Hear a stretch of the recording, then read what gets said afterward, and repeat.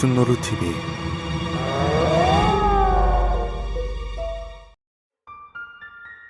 학교 괴담 속 극혐이었던 요괴놈들 제2편. 세 번째, 접속 저승넷. 학교 괴담 제8화 접속 저승내 편은 정말 안타깝게도 보기만 해도 헛구역질이 절로 나오는 구타 유발자 경태를 중심으로 이야기가 흘러가는데요.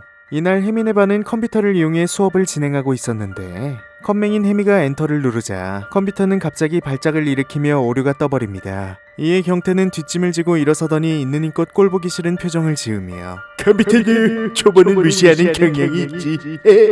라며 개똥같은 소리를 하는데요. 그리곤 겨우 클릭 한번 해놓고 웬만한 건 클릭으로 다 해결할 수 있다며 혜미에게 으쓱대기까지 합니다. 이후 혜미는 경태가 시킨 대로 클릭을 하지만 손가락에 요괴라도 깃든 건지 이번엔 화면이 아예 나가버리고 클래스메이트들의 컴퓨터까지 다 오프 상태로 만들어버리고 마는데요. 아이, 네가 껐냐? 나냐 쌍놈아.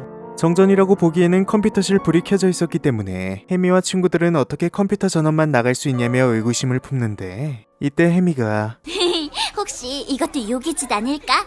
라고 사망 플래그를 세우는데요. 물론 혜미는 농담으로 말한 거지만 갑자기 경태는 그럴 가능성은 충분하다며 눈깔에서 빛을 쏟아냅니다. 그리고 이번 화의 배경이 되는 저승넷이란 것에 대해 설명을 하기 시작하는데요. 저승넷은 일종의 홈페이지로 아무나 쉽게 접근할 순 없지만 분명히 존재하는 요괴들의 홈페이지라고 합니다. 그런데 이곳에 접속하게 되면 죽은 자들의 세계, 즉 저승과 쌍방으로 소통을 할 수 있게 된다고 하는데요. 하지만 혜미와 친구들은 저승넷의 존재를 믿지 않았고 구라를 치려거든 침이나 바르라고 할 뿐이었죠. 뭐? 요괴들의 홈페이지? 그렇다니까 귀신들이 홈페이지를 만든다나 언니도 못 들어봤지. 홈페이지가 뭐야? 어머, 그런 개소리를 끝까지 듣고 있었어? 주먹으로 코를 확 뭉개버리지 그랬어. 아이씨, 저승넷은 있다고. 누나 홈페이지가 뭐냐고. 한 번만 더 잡아당기면 네 코도 뭉개버린다. 쉐이, 좋아. 다들 그렇게 나온다면 내가 무슨 수를 수술하든 찾아내고 말겠어. 그리고 그날 밤 꼴에 좋은 집에 사는 경태는 자신에게 어울리지 않는 잠옷을 입고 투덜거리며 저승넷을 찾기 시작하는데요. 하지만 화면엔 없는 사이트라고만 나올 뿐 경태는 결국 아무런 정보도 찾을 수 없었습니다.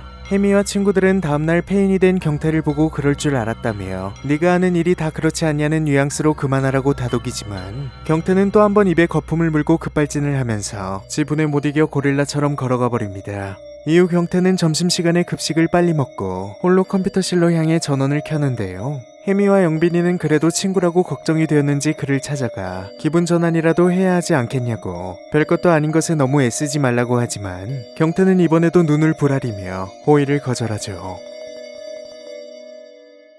결국 경태는 저승넷을 찾는 것을 포기하지 못하고 방과 후까지 컴퓨터실에 남아 저승넷을 찾겠다고 객기를 부리는데요. 그런데 현타가 온 경태의 눈앞에 갑자기 알 수 없는 화면이 나타납니다.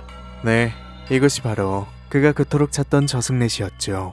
저승넷의 문이 열리자 갑자기 시공간이 뒤틀리면서 못생긴 경태는 더 못생겨지는데요. 그런데 눈을 깜빡이자 저승넷은 사라져 있었고 다시 오류 화면만 떠 있을 뿐이었습니다. 이에 경태는 자신이 너무 피곤해 헛것을 본 것일 거라고 생각하고 일단 친구들과 우유 쉐이크를 먹기로 한 장소로 이동하죠. 그런데 남겨진 컴퓨터에선 갑자기 빨간 눈깔이 튀어나오면서 곧 심상치 않은 일이 벌어질 것을 예고합니다. 같은 시각 아마노가와 역엔 이미 혜미 일행이 도착해 있었는데요. 그리고 뒤이어 경태도 역에 도착했지만 웬일인지 역은 물론 주변 상점 그 어디에도 사람이 없는 상태였습니다. 이에 경태는 어리버리를 까며 가버린 건가? 라며 친구들을 찾아 나서지만 기묘하게도 혜미 일행은 사실 같은 시간 같은 장소에서 못생긴 경태를 기다리고 있었죠. 그러던 중 리아 언니도 기다리다 빡쳤는지 자신의 휴대폰으로 경태에게 연락을 해보자고 하는데요. 다행히 전화 연결은 성공했지만 경태는 자기도 지금 같은 장소라고 해명을 할 뿐이었습니다. 그때 갑자기 경태 뒤로 하얀 옷을 입은 소녀가 쓱 하고 지나가고 경태는 전화를 끊은 뒤 일단 그 소녀를 쫓아가게 되죠. 소녀는 경태를 마치 그림자 복도가 생각나게 하는 골목으로 이끌고 가는데요. 하지만 소녀는 경태의 시야에서 이미 벗어난 상태였고 당황한 경태는 뒤를 돌아보는데 그곳엔 앞트임과 뒤트임 수술을 성공적으로 마친 것 같은 소녀가 그를 쳐다보고 있었죠. 그리곤 신비한 요술을 부려 경태를 개나리밭으로 이동시키는데요. 이때 경태는 또 한 번 전화 연결에 성공하게 되고 자기가 이런 현상을 겪게 된 것은 분명 저승넷과 관련된 것일 거라며 혜미와 친구들에게 학교 컴퓨터실로 가보라고 합니다. 통화가 끝나자마자 경태가 있던 꽃밭은 무너지기 시작했고 주변은 마치 지옥과 같은 분위기로 바뀌어 버리는데요.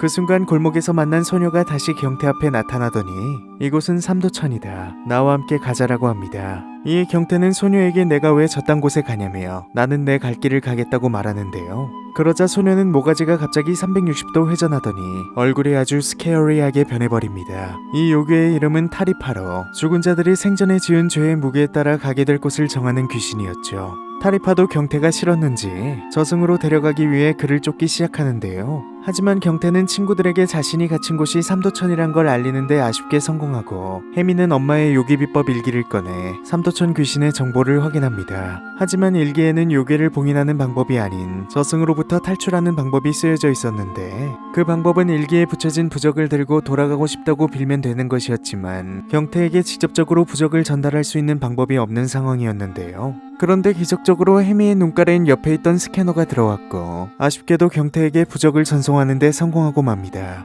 그리고 경태는 전송된 부적을 잡고 주문을 외우죠. 제발 여기서 나가게 해주세요. 제발. 아우 씨. 그 순간 부적과 함께 엄청난 성광이 경태를 감쌌고 어우 씨. 뭔 X랄이야. 어우 씨.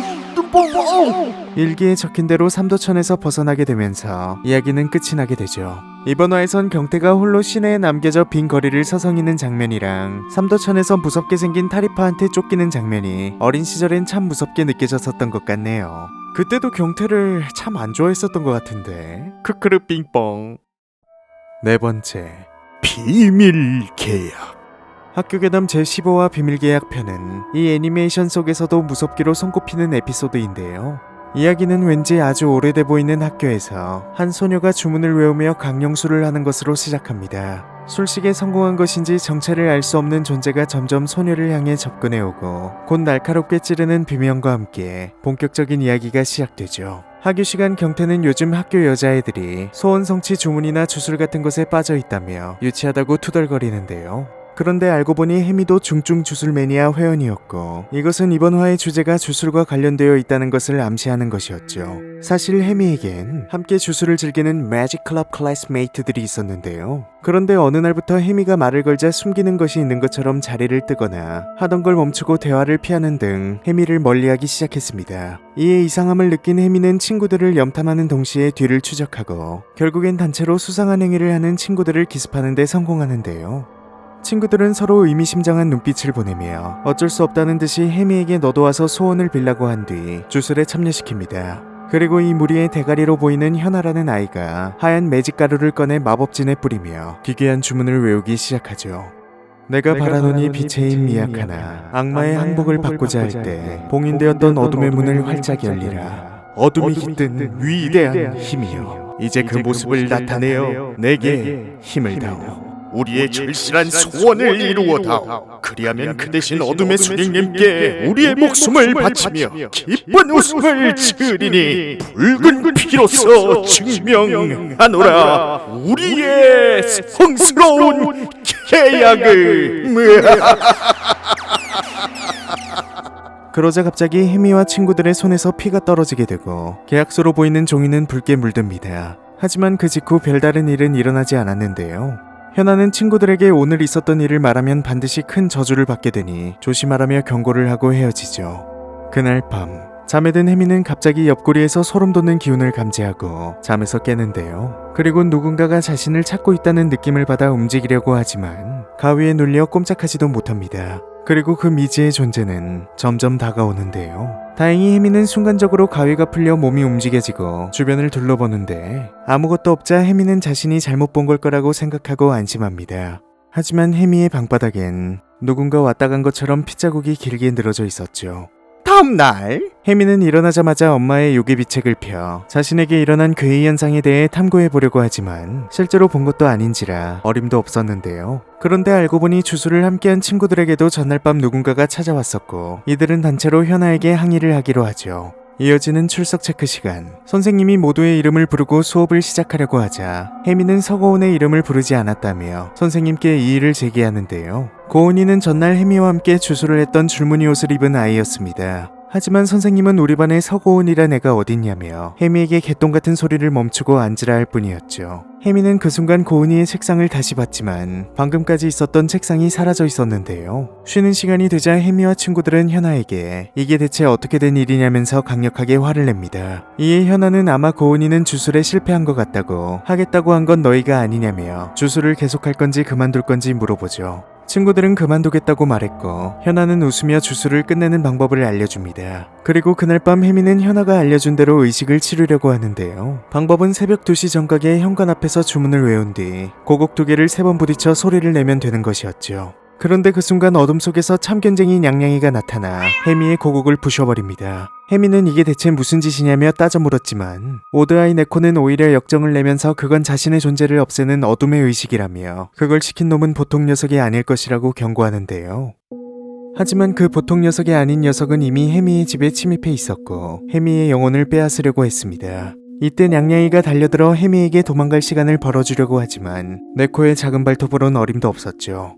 다행히 혜미는 이 요괴의 이름이 어둠의 눈인 것을 알아내는 데 성공하고 퇴치 방법까지 확인하는데요. 일기엔 붉은 실로 어둠의 눈을 움직이지 못하게 한 뒤 강한 빛을 비추어 봉인을 해야 한다고 적혀 있었습니다. 우선 혜미는 옷장 안으로 숨어 붉은 실 대신 립스틱을 거울에 그렸고 어둠의 눈을 움직이지 못하게 만드는데요. 하지만 너무나 강력한 요괴였던 어둠의 눈은 결국 립스틱에서 벗어나 혜미의 면상을 쥐고 그녀의 존재를 지워버리려고 하죠. 하지만 혜미는 주인공 버프를 받아 들고 있던 카메라 플래시를 터뜨려 어둠의 눈을 퇴치하는 데 성공합니다. 다음날 아침, 주술에 휘말렸던 혜미의 친구들은 풀려나 밖에 널브러져 있었고 혜미도 목숨에 큰 지장은 없는 것으로 이야기는 해피엔딩으로 끝이 나는데요. 이후 이어지는 이야기에 따르면 사실 제일 처음 나왔던 소녀가 바로 노연하고 28년 전에 학교에서 강령술을 하다가 실종된 아이였다고 합니다. 그리고 혜미 앞에 다시 나타난 현아의 모습은 영혼이 없는 껍데기였을 뿐 본체는 어둠의 눈이란 이름처럼 입속에 있던 눈이 진짜 모습이었다고 하네요.